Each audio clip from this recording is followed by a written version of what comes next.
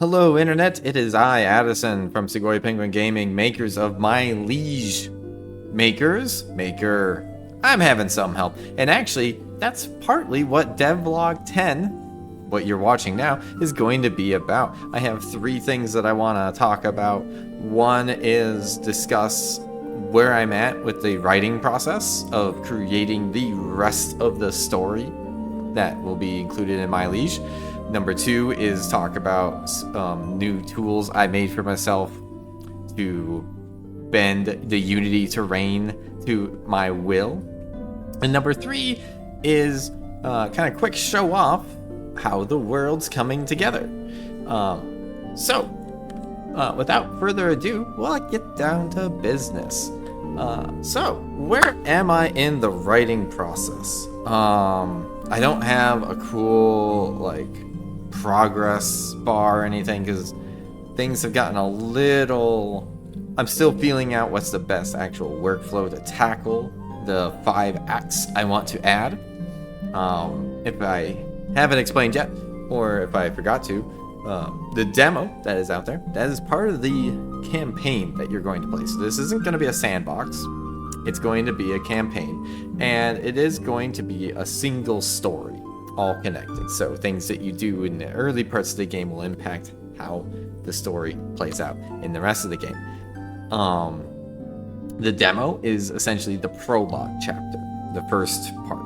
It's setting the table, getting you familiar with your house, and then the rest of the story is going to open up and you're going to learn about all these other houses, like that house Carlbridge that a lot of you that have played the demo might be a little annoyed with. But your other neighbors as well. And so that's where Act 1 really gets started, is how are you going to grow your house, and then how are you going to interact with your neighbors. Get to meet them, get to interact with them, find out what they're about, and see where you really lie in the valley. I'm going to turn the fog off here because, whoops, that's a skybox, but I turned everything off. Because if you see here, this is the map I have cooked up for you. So your little part of the valley is here, but you've got all the rest of this space that other houses are going to be in charge of. So really, that's my goal with Act 1, is have you find your place in the world. And that's been part of this writing process, is determining what each act is going to be. And that part's gone well. Macro planning, I'm right on schedule. I think I know the main arcs, then the main story items, what's going to happen when. I got that figured out. Putting pen to paper, or in this case, fingies to keyboard, has been more difficult. I knew I wasn't a great writer from my experiences in school and college. I'm learning how to do a good first draft, as in not good quality-wise, but just getting it to exist quickly so that I can start working on it. So where am I at right now? I have Act 1 first drafted and rough edited, and that is it. Act 2 is storyboarded, but not really. Doesn't exist in the program files yet. It's just on a spreadsheet. Oh, not a spreadsheet. A flowchart. And 3, 4, and 5 are just loose notes in a notepad that I jotted down when I'm at a brewery or something. So it's going slower than I expected. Act 1 though is looking pretty good. The story's there, and I'm slowly working through debugging it, and adding what I would call the actual game mechanics to it. So there's parts where it's yeah, we would sell you this for that. But right now, if you select that option, no transactions happen on the back end. No, your money doesn't get impacted. You don't run low on food or anything. It's just it's all flavor text right now. So that's what I'm working on doing. With all this said, I am looking for some help, because this chapter is this act is a little bit different than the first one, in the sense that you're doing a lot of setup for the future, and I'm trying to introduce more characters, more houses to the story. I'm concerned about things like pacing and overall direction of the story. And I'm looking for feedback at this point. So I'm currently, probably in the next day or two, we'll have a demo, a beta build available for people that reach out to me and want to help out. So if that kind of thing is interesting to you, now remember, this is not going to be anywhere near final product. The game does not function like the demo does. You just make empty choices, and the only thing that'll really change is which story, like some hard branching story path you might go down different, but there's no like, oh, you're running out of money. No, it's all that's still all static. So if you want to help me troubleshoot big story type picture edits, Act 1 is finished, 1 out of 5. I'm probably, depending upon how this goes, I might reach out to the group again. But if you're interested, reach out to me, let me know. I don't know how many people I'm looking for, probably a small group. But the way I would do it is I would put it on Steam as a separate build of the demo that just lets you get farther, and you would need a password to participate. So that interests you, let me know. Now, let's actually, I'm gonna switch the topics I mentioned earlier around. What number 2 thing I want to talk about is I'm just gonna show off the world a little bit, because as I'm building Act 2, we're adding in a lot of trying to fill in the map. So your home, I felt pretty good about. It's filled in nicely. I don't really feel I need to add too much more density to it as far as details. There's enough going on here that I don't feel compelled to do it. Also, I guess last devlog we talked about was actually the feedback, or not the feedback, the lessons learned from Steam Next Fest. So actually, one of the major things, and this is actually available on the Steam demo right now, is the trees have been updated. You can see visually here, I have more variety in my trees. Got a couple different like evergreens, tree shapes. There's used to be only like 4 tree models. Now I have 26. So if we come over here to like these evergreens, got a lot more variety in them. Or if I head over here to Christmas Land, we got these nice red ones. In the summer months, they'll probably be all different shades of green with some variation there of maybe some color. But right now I'm just modeling fall. But that's all out there on the demo, and the coolest part to hype, let me bring up my developer helper weather. Oh no, the weather buttons are already showing. Awesome. Probably the coolest thing I want to hype though is when we have rain or wind. The trees blow in the wind now, as does the wheat. So you can kind of see the wheat blowing in the breeze there. And if it's really heavy, we really get it tussling around. This part was a pretty significant effort. Turns out the way I'd set up trees before were incompatible with the wind systems in Unity, so I actually had to approach it differently. And it's all because of performance reasons. And that's another thing, is I'm still tweaking it. Right now on my machine it can run about 60 FPS in these conditions, but I would like to be able to achieve that kind of number with lower hardware as well. So this isn't by any means finished, or the last time I'm going to be looking at how the trees function. But that is kind of one of the main things I've added in recently. If we take a look though, I'm trying to expand the world a bit. So, you know, we're filling in, you know, we're adding details like grasses or campfires with smoke coming out of them. But I've also kind of done the world as a whole to have more specific biomes. So your area, you got kind of a variety of a little bit of evergreens, mostly oranges and yellow trees, which is exactly how I'm thinking about oranges, and like the color the tree is in the fall is how they're all defined in the game. If we're near the mountains, you see more of these like kind of pine and other evergreen types. If we fly over here to like Lord Carl or House Carlbridge's lands, I'm trying to find character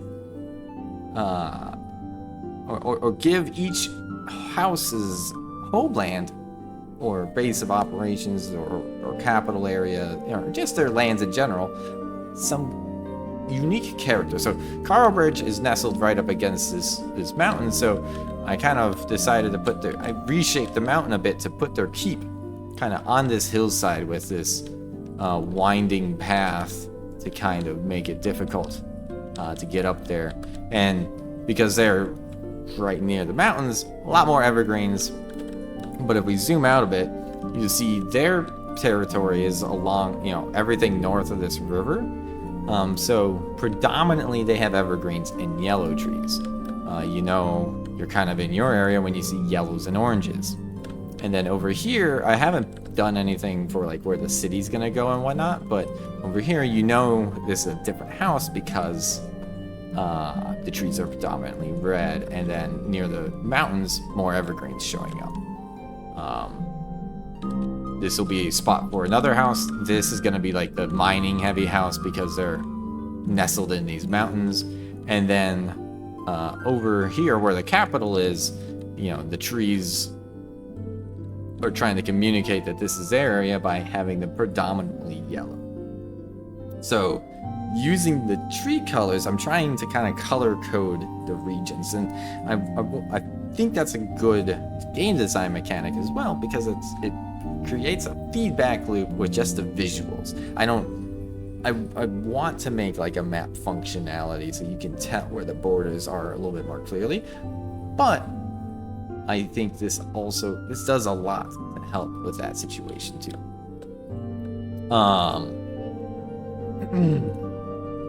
As for Act 1's going to take half of it's going to take place in the capital, so you can kind of see here I'm working on blocking in specific areas. So this is like the stables where you first arrive, and this will connect up to this road here. You have these major inns and the market, but then you see copies of our little keep sprinkled about, and these will be like the manses or estates that each of the noble houses has in the capital that they base their operations out of for like commerce or access to the port. And then obviously the High Lord's castle is going to be, this is going to be their main keep. I'm going to replace these with like a custom built castle or keep. Right now I'm just kind of mocking everything up, filling it in. And, got a lot of town to fill in here, but it's coming together slowly but surely. And just as important as the other houses and things that are visually important for like gameplay, I'm trying to be creative with making the terrain. So we'll kind of fly over here for a second. And for example, I've got kind of this weird random spot. I could have just made this all solid woods, but I want this to be a memorable terrain. So I've got kind of pockets of interesting stuff here. Like, why is there this mini opening in the woods, this glade where this one lone tree stands alone? Was this cleared out for some old farm that didn't survive? Is this naturally occurring? I don't know. Those are the questions that I want you to be able to ask, and you'll come up with. Or like this gap here. This old path through the woods here. Maybe there used to be a bridge here many long ago, or there's some other reason why we're keeping this clear. One of the areas that a couple of my supporters really like is this hill. So reorient ourselves. Here's your town, here's your farms. This area is still technically your lands, just unutilized. but you would still have people kind of settled here. And so we've got this kind of like little mini trapper, hunter shed on this hilltop. But that's really visually where the content is right now, or at least the new stuff is. And it's all a work in progress. I'm trying to sprinkle these tasks in with the writing so I don't lose my mind just trying to write all day. Last thing I want to show off is I had to make some extra tools in order, which I realized I should be working on making content, like the writing and stuff. But we had to make some extra tools for some of the main story elements to also visually make sense. So one of the main things that you do in Act 1 is you have the chance to build new buildings. So what if you wanted to add farmland? Very legitimate thing to do. To do that or represent it, well, I need more than just buildings. I need to be able to add like wheat. And if we look at the farmland over here, I have different textures on the ground, whether it's like the soil that's tilled or the paths the meeples walk on. And so the terrain, it's all one thing. And so I can't just toggle these things on and off as easily. So what I ended up doing was making some extra tools of how to manipulate the terrain data at runtime. So for example, let's turn on the optional farm out here. And, I've got these buildings that show up, but this is only half the story. This looks pretty uninteresting. It does not visually tell you what's happening. First things is we need to be able to swap the textures. So I don't have a slick tool to run in the editor, but the way it works is on the terrain, I have these different layers, the texture layers. And some of them, you'll see I have, actually, I'm probably in the way. Where's my, I leaned the wrong way. You see I have lots of grass. It looks like the same texture over and over and over.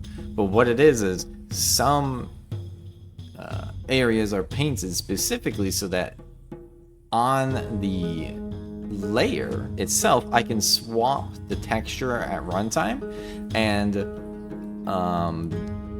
get the different visual I want. And it's already pre-painted on there. So for example, if we were bringing the farm in, I would grab the one of them that's going to turn the grass to dirt, and I would just give it the dirt. And so now I've got my paths put in.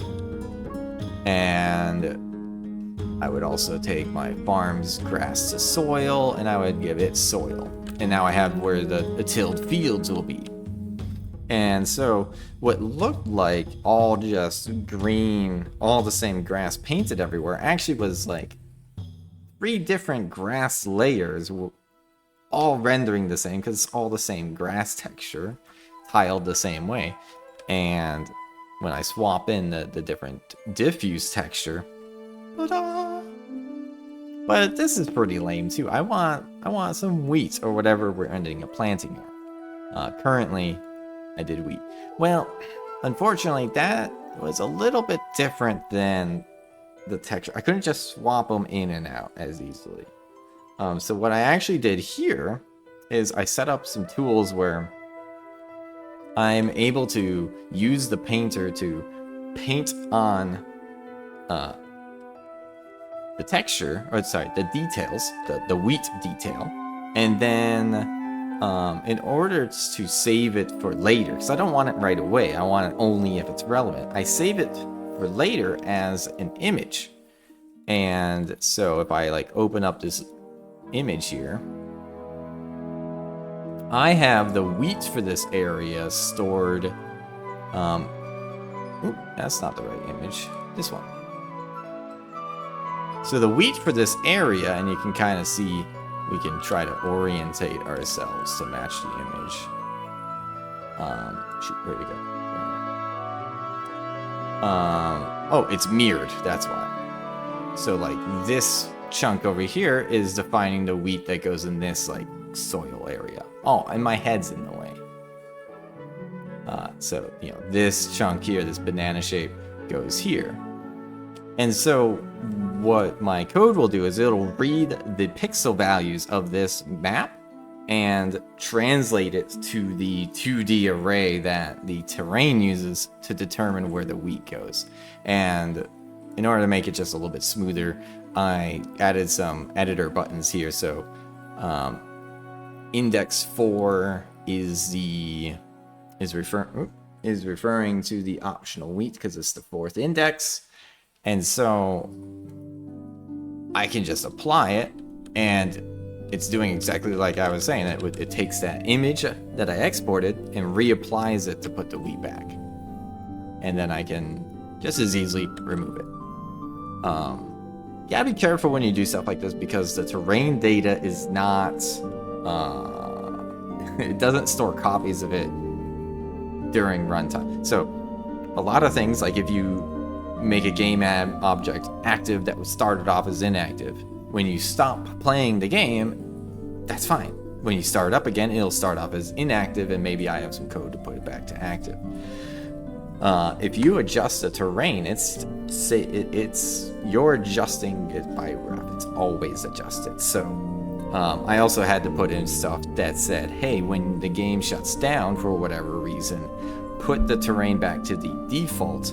And that's why a lot of these changes are saved to the side and applied, not showing and hiding necessarily.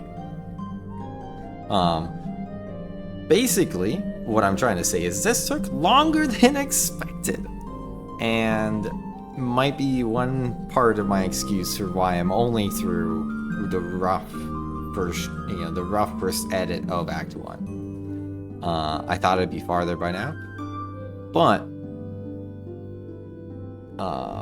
I'm making sure that anything that's not writing related is devoted to actually getting the game to the finish line, because there's still a lot of game to write. I'm trying to be very realistic about that. So definitely needed this though, because if you couldn't add buildings to the terrain or interesting things to the terrain, like in Act 2, spoiler alert, there's going to be a joust, a tourney. If you look around, nowhere on this map do you see a fairgrounds yet. Well, I'm gonna need to spawn them in, so I need to be able to mutate the terrain to some degree. So I knew I needed this tool.